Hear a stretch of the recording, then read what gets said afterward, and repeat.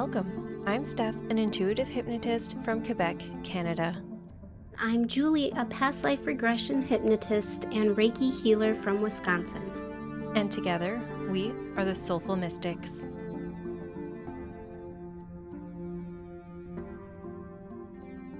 Hey, Mystics. In this episode, Julie facilitated a past life regression for me with the intention to work through some lingering money karma. I also had spontaneous past life memory about this life multiple times before. I've always been a very vivid daydreamer, and sometimes I can get lost in trance-like states while I walk or do mundane tasks. And during those moments, I felt the energy of this past life self come through. So it was really interesting to get more insight into this life and this past life self through hypnosis. If you would like to book a past life regression to release karma, baggage, or patterns that no longer serve you, heal wounds, release fears, or just experience a life where you were a badass sorceress to bring in more of that power in your current life, Julie and I would love to work with you. And this might be a bit too woo-woo for some, although I have a feeling if you listen to our show, that's kind of the thing that you're into. These sessions don't have to be serious and all about healing. We can dive into other worlds, channel other beings, visit Feyland, fly on dragons. During Julie's last past life regression with me, she met a dragon spirit guide who flew her around a different world, giving her amazing messages. It was amazing to facilitate. And yes, it was super fun and exciting, but the amazing thing about these fun sessions is there's always healing that comes with it, even unintentional. Also, expect the unexpected. I always go into these sessions with an open mind and heart. I set the intention to allow anything for my highest good to come through. In this session that you're about to hear, during the spirit guide portion, which we did not include in this episode, I discovered a spirit, or actually two, that had come into my home attached to my foster dog. I got information during this session about this spirit, and Julie facilitated an entity removal for me. We will be sharing that story along with the entity removal session next week, episode 32. So stay tuned. We just felt it was a really great way to kick off October. And then we'll be sharing listener ghost stories in the following weeks. All right, if you are interested in booking with the amazing Julie, you can find more info on her and the services she offers at soulseekerhypnosis.com. She is offering both in-person and virtual sessions. And if you're interested in booking with me, you can find more info on me and my services at soulfulstephanie.com. Be sure to hop on our individual email list for any upcoming promotions. And if you like this podcast and are feeling generous, please give us a 5-star rating. And if you're feeling extra generous, maybe even write us a review. Thank you so much to those who already wrote us amazing reviews. This one is from Sacred Space with Samantha. She wrote, "I just tuned in over my oatmeal this morning. Wow, what a powerful episode on the divine unfolding of our journey leading us to the pieces we are open to receiving. Steph, I loved getting an inside look into your tarot reading process. So magical. I'm so excited to see where you take it, Julie, and what's in those other scrolls. Thank you, Sam." She's referring to the episode 23, Oracle, Tarot, and Past Life Readings. If you haven't listened to it and Samantha sparked your curiosity, check it out. And if you have any questions, comments, suggestions, or you just want to say hey, let's connect. Our email and Instagram handles are linked in the show notes. And just a reminder, before we play this episode, we edit our sessions to remove the long pauses to make it easier to listen to on the show. Typically, it does take people a tad bit longer to observe, translate, and express what they're experiencing. All right, here is my latest past life regression.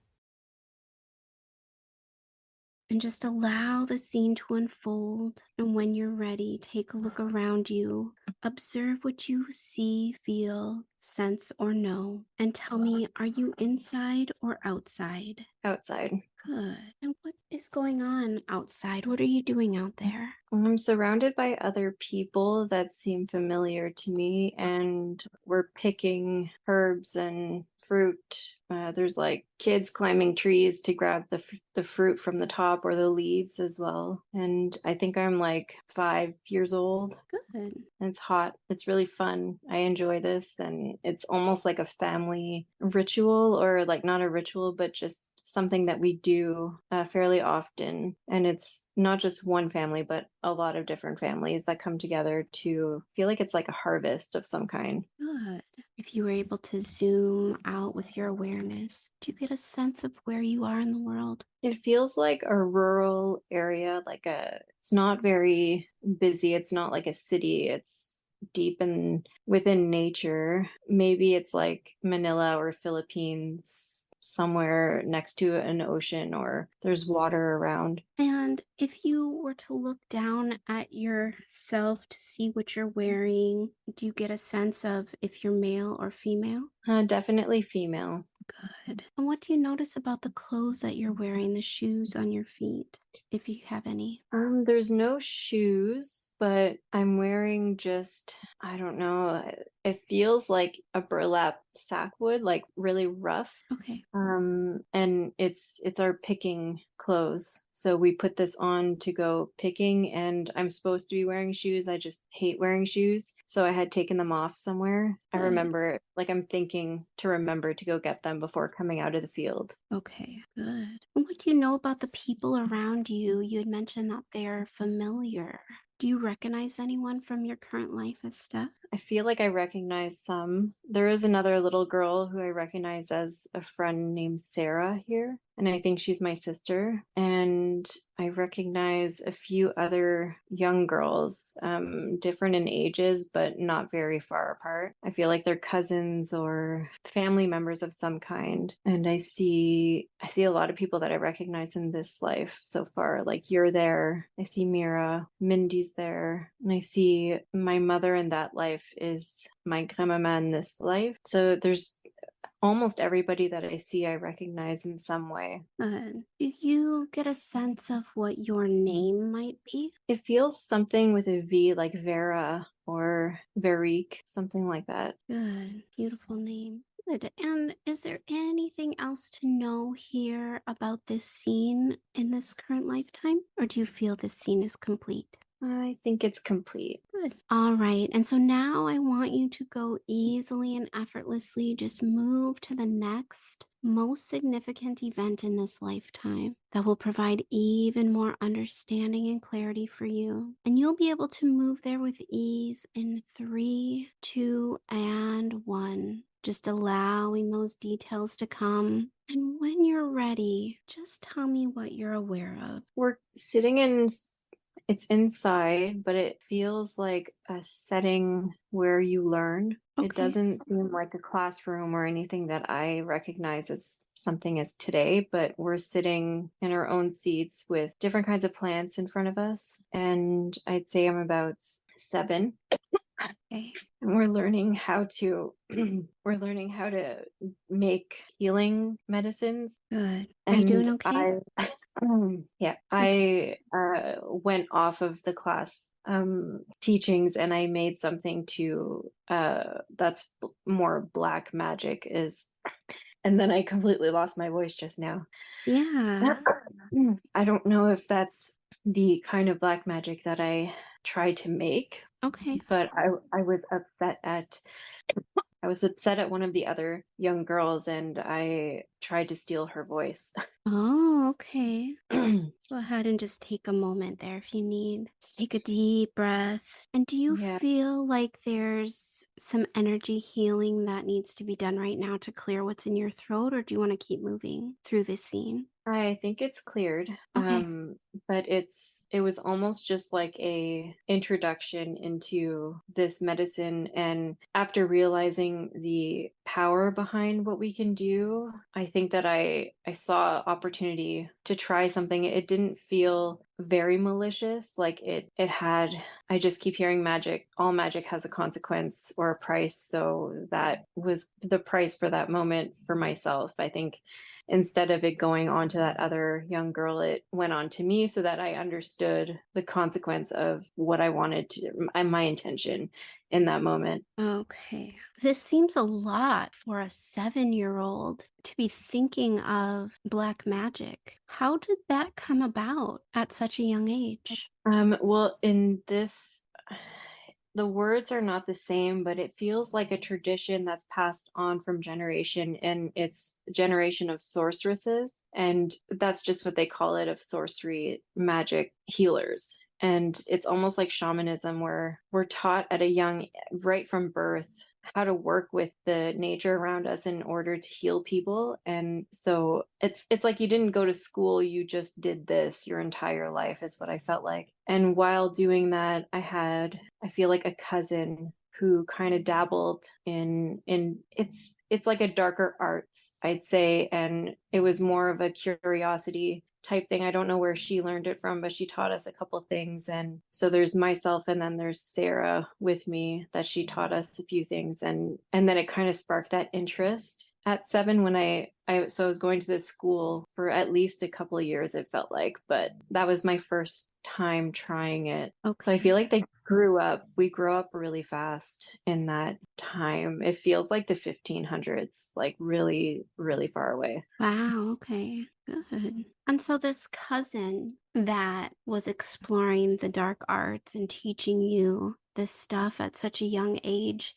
is there a special connection to this person, or do you know who this cousin would be in your current life today as Steph? When I think about her back then, it's just like a shadow. I feel like for some reason it's hidden from me. I don't Okay. know if it was it's my own. I'm not sure why that's happening. Everyone else seems very clear, but for her, it's almost like she was removed from that community, and we're like not allowed to talk about her. We're not allowed to think about her.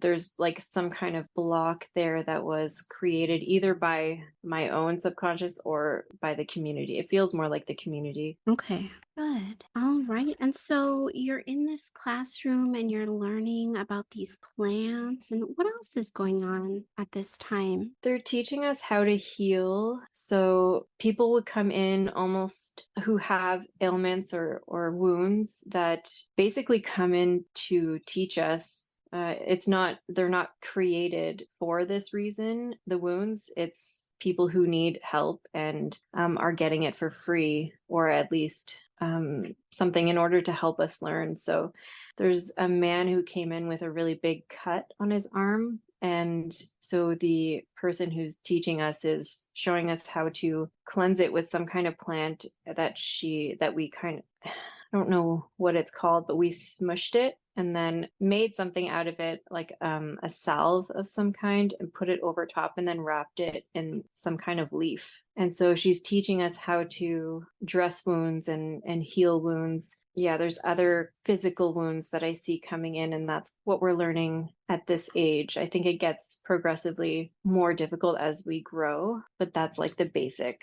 Good. Wonderful. Do you feel as though this scene is complete, or do you feel like there's more information to gain here? No, it feels complete. Okay, good. And so go easily and effortlessly to the next most significant event in this lifetime, the next event that will provide even more understanding and clarity for you. And you'll be able to move there with ease in 3, 2, and 1. And just take a moment to allow the details to come. And when you're ready, just tell me what you're aware of here. I feel like I'm in more of it feels like a town center is the word that I'm getting. And there's 4 of us who are working in a shop. I think we're like early teens or mid teens. It's like tinctures and herbal medicine. There's just like glass bottles. I don't know if it's glass, but like bottles all over the walls, basically. We're selling medicine or teas as well, different kinds of things. And we seem really happy, like we really enjoy what we're doing. What else is going on there? It feels like there's a darkness coming, like I feel it in my body. It's almost like you get this sense that something's on its way. You don't know what, but you know you should leave and you don't, because your store, it's a family store. It's very important to our community as well, and we were put in charge of this, so we all stayed. Yeah, and then it feels like I feel like it's almost soldiers or some kind of men with uniforms. Not anything that I would recognize just the same clothes. They're all wearing the same clothes, and they started breaking all of our stuff, and they like pulled us out onto the road, and they asked who was in charge, and it was, I feel like it was you. I was in charge? Yeah, you were the one in charge, and they kneeled you down on the middle of the road, and they basically chopped your head off right in front of us. They don't want us to be selling that. How come? Like, it seems like such a severe punishment for such a good thing to heal people. They called us a name. It's like a cuckoo, like moncuculum lamb. I think they're calling us witches. Okay, just in a different language. They want to, yeah, I don't know if it's a name that I don't recognize or they don't want us there. Okay, so what happens next? I feel like we're devastated, and we were scared. We didn't know why, or we didn't really understand because we do this for good. And it's a very misunderstood practice in this time or place. And it feels like there's two different kinds of sorcerers. It's just the word that I'm hearing, and it's like the what they refer to as cuckoo, which that other word, and that's more of the black magic type or witch, whatever they want to call it. And what we were doing was more of a healer shaman. So it almost felt like it took a turn, because they're scared. They know that we have the ability to choose which one we want to do because we have the gift, and we can do with it what we like. And so I feel like they want to get rid of us all, but they need us to be healers. So they just want to instill fear in us so that we don't step outside the lines of what they deem acceptable. Ah, okay, so really, these soldiers need you, but they want Yeah. to keep you in line, so that's why they killed the whoever was in charge Yeah. of this. Okay. I think they got rumor or heard that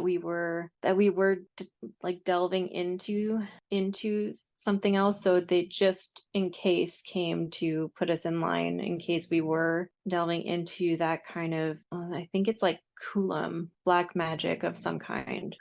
Okay. All right. And so after they instilled this fear into you by such a brutal act and they leave, what kind of state are you in and the others with you? And where do you go from here after such a tragedy? Well, they destroyed our shop, so it was devastating. I feel like it almost seems like we're all in shock because we're all very young. Yeah. And we went home, and I feel like you have to walk a really long while to get home. And once we got there, I don't think we wanted to, or at least myself, I didn't want to venture out anymore. I stayed there and did harvest the plants and did whatever we needed to do from our home base and didn't really venture out. I feel like there's something going on in the city that maybe we're not really sure of what's happening, but it almost feels like invaders, or I don't know if they are talking about the soldiers or the people who police this kind of thing, but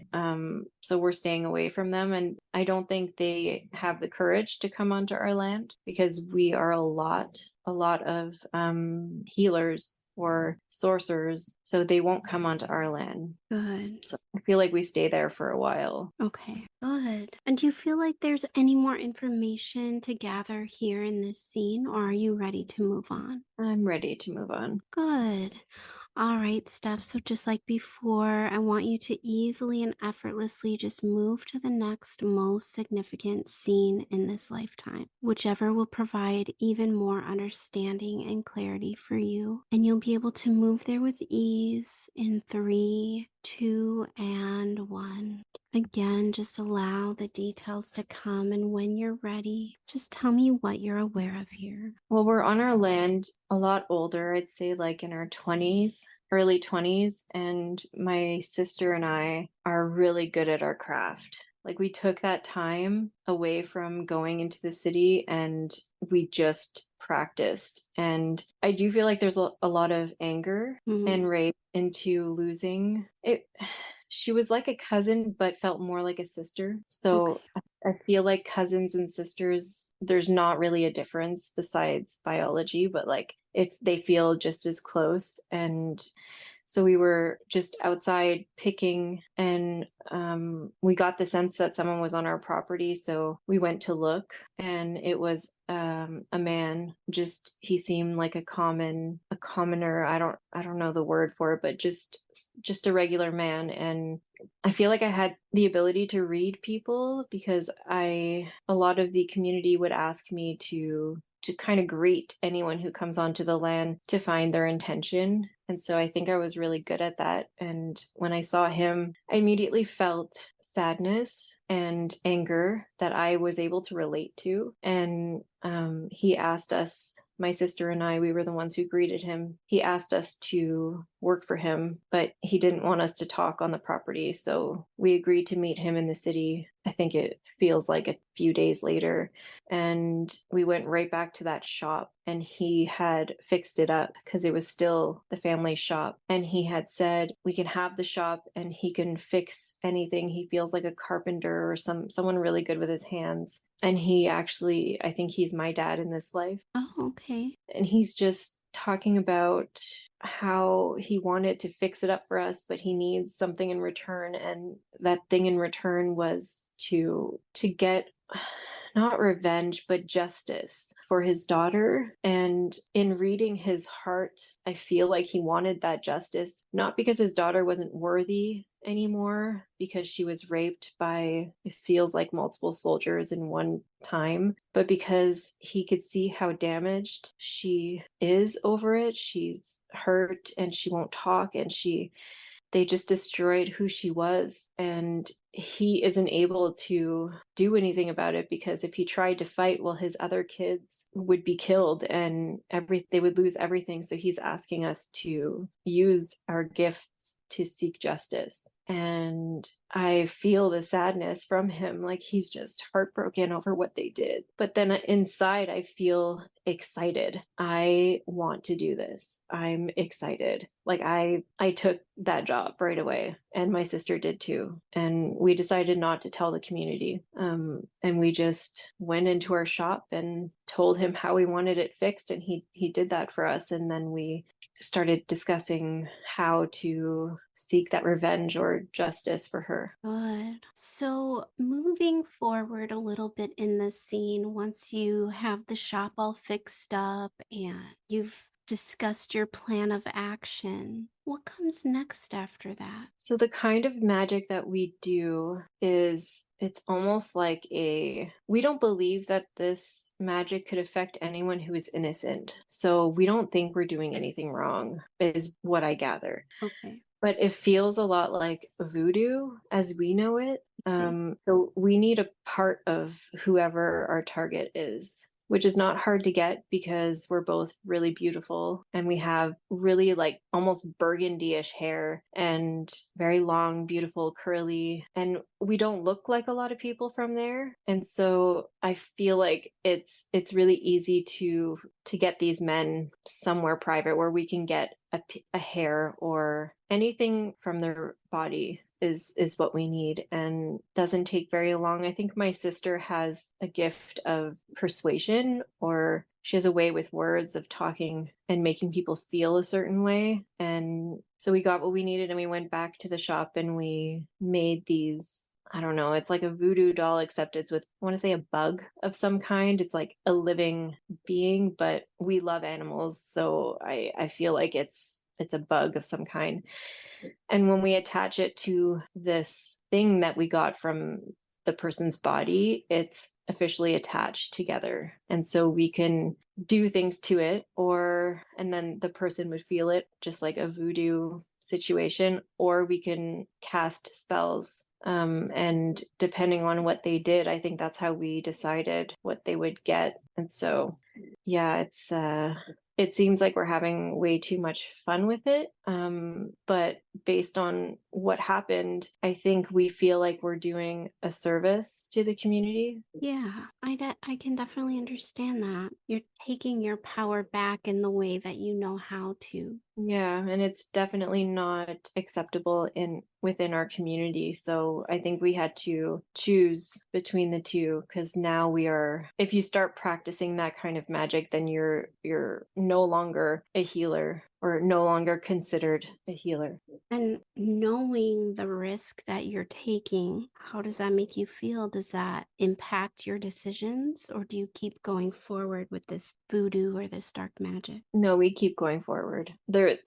Wasn't even a question about it. It was exciting and it was empowering, it felt, and the word spread really fast, so we had people coming in and paying us to do these things, and I just keep feeling like I stopped trusting my intuition. I stopped reading people, and I just decided to believe if these people didn't deserve it, it won't work on them. But I don't think that was necessarily true. Ah, so it was almost like by doing this work, as powerful as it almost like it shut off your natural gifts and abilities in a way. Yeah, it did, because when people would walk in, I can kind of read their intention. Yeah. And I think I chose money and that dark power over the ability to read and trust the gift within me that I was born with, rather than the one that I worked to achieve. I see. Okay.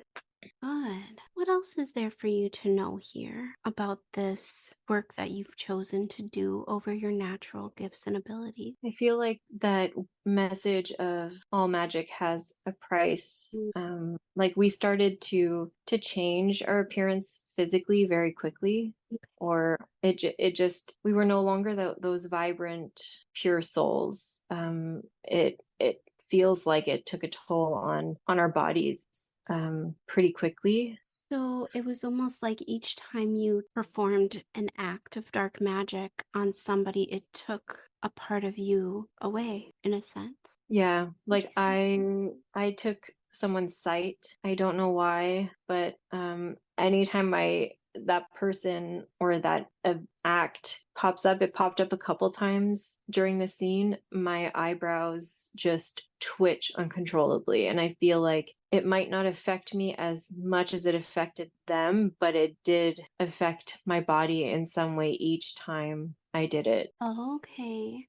So do you feel like this affects you in your day-to-day life now as Steph, with the twitching or any other kind of symptoms in your body? Yeah, I think it still does. I still hold Okay. on to onto it somehow. Good. And now you've mentioned things of like you took somebody's sight.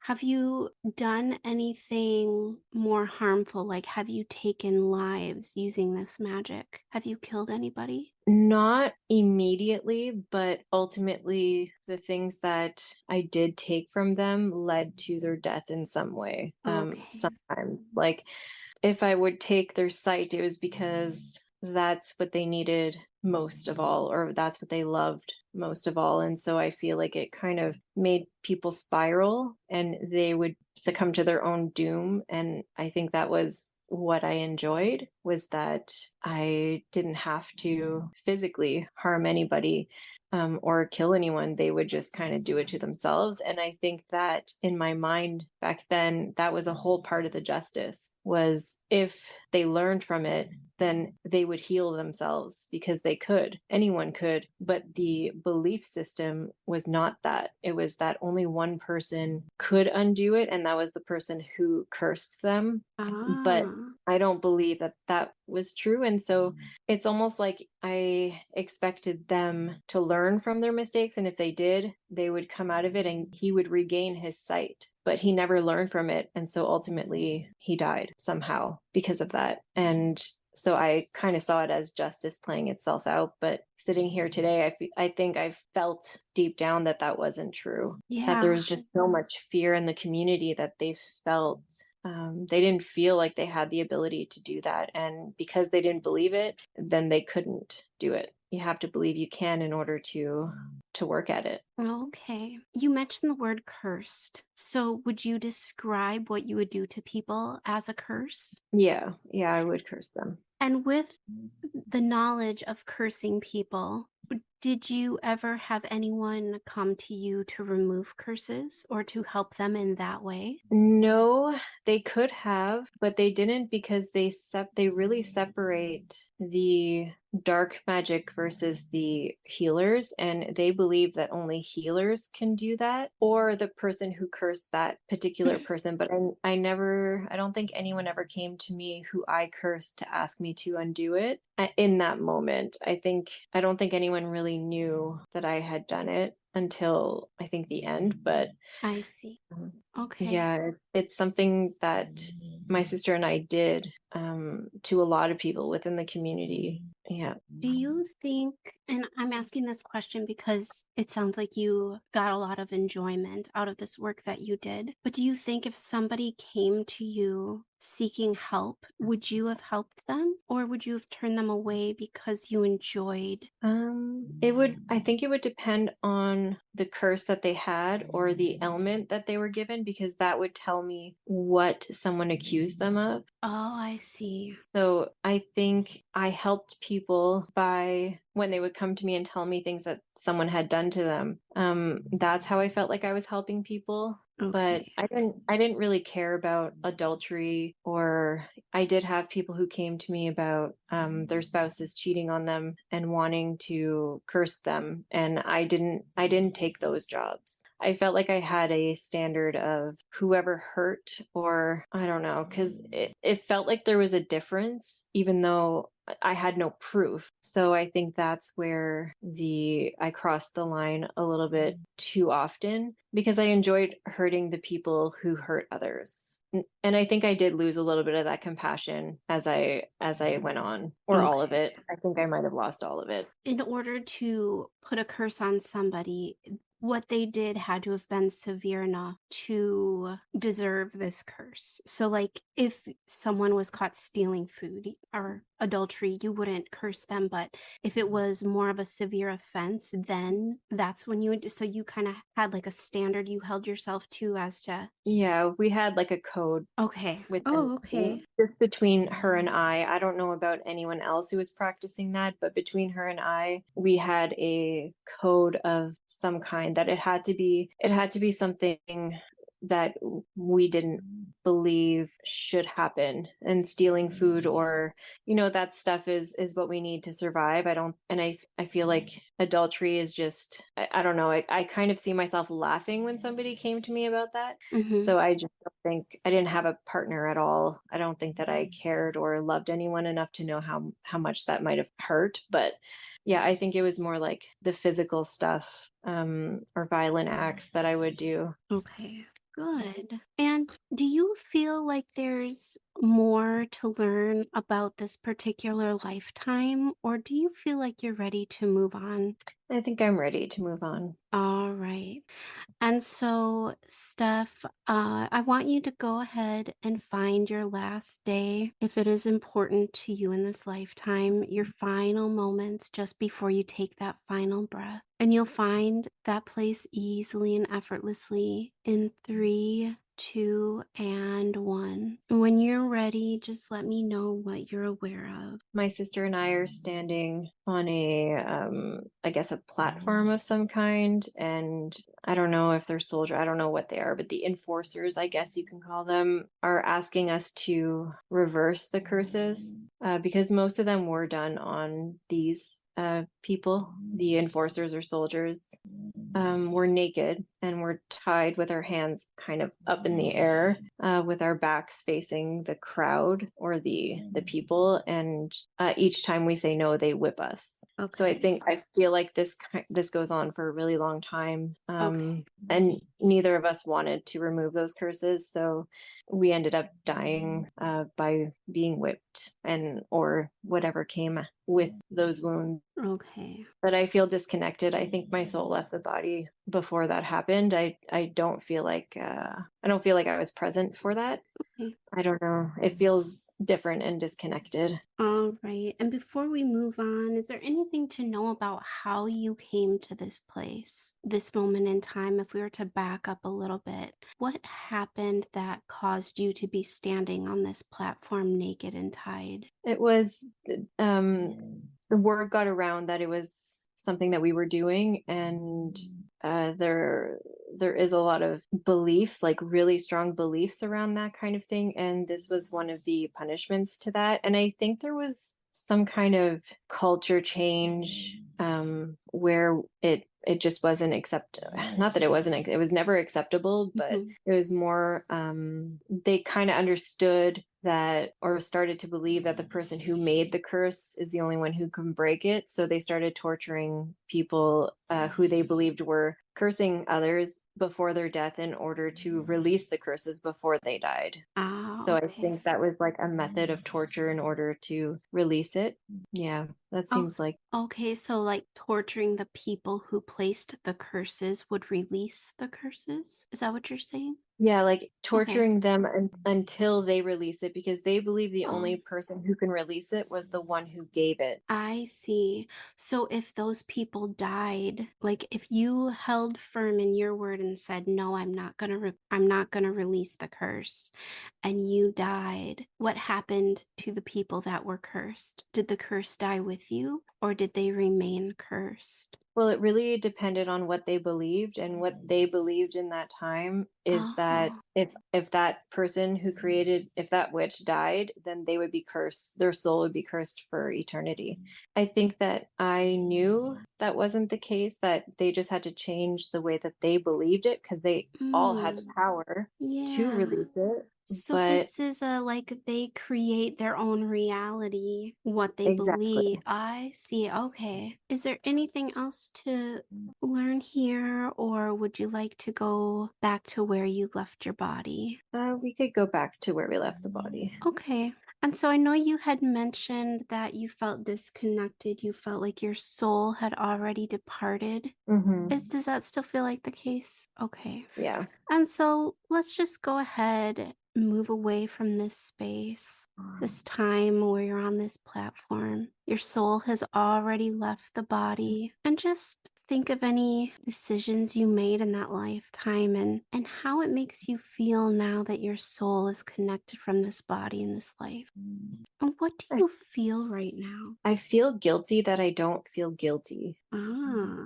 It's like because I still left with the belief that they deserved it somehow, and what I did to them was far less worse than what they did to these other people. So it's learning to feel compassion for people, even though you don't understand what they're doing or don't believe what they're doing is right. It's still really hard for me, and I don't know that I've changed that. I've changed it a little bit, but I feel like it's still a work in progress, and that's something that I came here to resolve in some way again. Okay. Maybe the reason you don't feel guilty is because you know that really these people have the power to heal themselves, take their power back. It's like a little secret that you know. Yeah, and that might be why I'm trying to spread that. Like, I don't want it to be a secret anymore. I want to spread that Yeah. news. Maybe that's why that I am working at resolving some of those things that I did. And I think until I fully believe it, that I can release this money karma. I can release the curses that I put on these people from my standpoint, Mm. and see what happens, which is kind of what I've been thinking of doing, just to do a prayer of some kind to release any curses or stories that I wrote for other people, and see if it releases something that I'm subconsciously holding against myself. So spreading that word that we can do that. We don't need someone else to do it for us, because that person who's doing it for you and taking your money and making you believe that you need them to release those curses is really just doing the same thing that I was doing in that life. And I think we need to teach people that they are their own healer. They are their own powerful source. They just have to believe it and go with what they feel they need. Yeah. And do you know or understand that you're already doing that? Yeah, I think I'm trying to. I feel like I need to do more, but Mm-hmm. it's like I guess baby steps Yeah. working towards it. But I do see that I'm starting that path. Absolutely. It's more than starting. I think you've already begun this path Yeah. of empowering others. It's been, I Yeah. mean, even with the podcast, like it's been almost a year. It's been like 3/4 of a year. And Yep. so you're spreading that word and you're showing examples through your sessions and the work that you do through your own experiences. You're already doing the work. Yeah. And so I think that's important for you to know. I agree. Yeah. Do you feel as though you've learned any other lessons or, for why you saw this life? Were there any other lessons that have come from this? I think just understanding myself a little bit better, that I still have parts of her within me, and I can choose to use those parts that were more in alignment with who I want to be today. Or I can allow the parts that I want to move away from to come out and shine. So her anger and her joy from gaining that justice for things that are none of my business, I need to learn to release that and focus more on her gifts and power to create more empowering humans around me. So teaching them that they can release these things, these blocks, these curses, whatever it is that they feel they're holding, and I can teach them how to protect themselves. I already know how to do that because of that life. I just need to pull in that information and find a way to spread it to the modern day culture. And do you feel as though there is anything else that you've taken away from why you saw this lifetime, or would you like to move into a place of spiritual guidance? Well, I keep getting the sense that more stuff is going to come to me Okay. as I progress. And that for today, that I received a lot of information. So Mm-hmm. I think for today it's done, Okay. but that I'll continue to gain insight and wisdom from that life. Good. We always receive what we need right here in this moment. And that's it for today's episode. Until next time, stay curious.